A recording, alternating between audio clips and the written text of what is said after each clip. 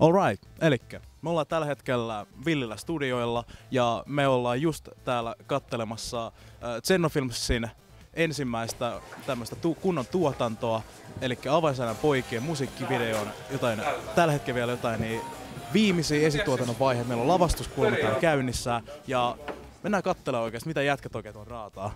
Jaha, mitä?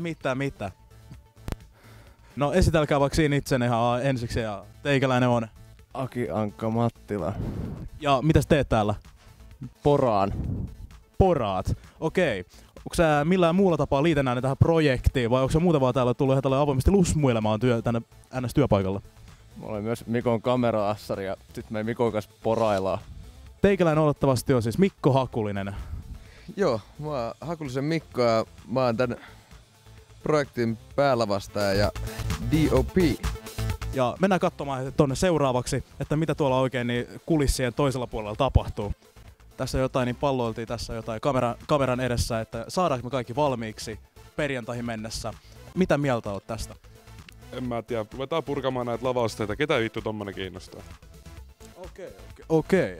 Onko meillä joku tämmönen vielä tapa, jolla sitten niin koetaan kompensoida tämmönen jotain pieni miser-skene, mitä olette tulee toteuttamaan? Tai jos ilman lavasteita mennään, niin mitä tehdään? Mikä vittu miser-skene? Mikä vittu se on? Teidän kannattaa kysyä ohjaajalta mielipiteet tästä asiasta. Okei.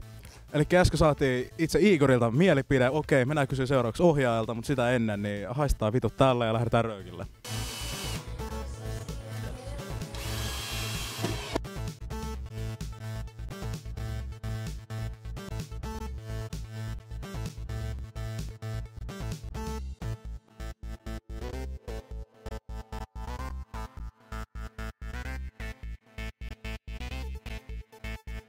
Mä yritän tässä nyt saada tätä meidän ekaa päiväkirjaa settiin lyöty pihalle, koska tuo meidän herra PC-mies ei vissiin PC oikein toimi taas vaihteeksi.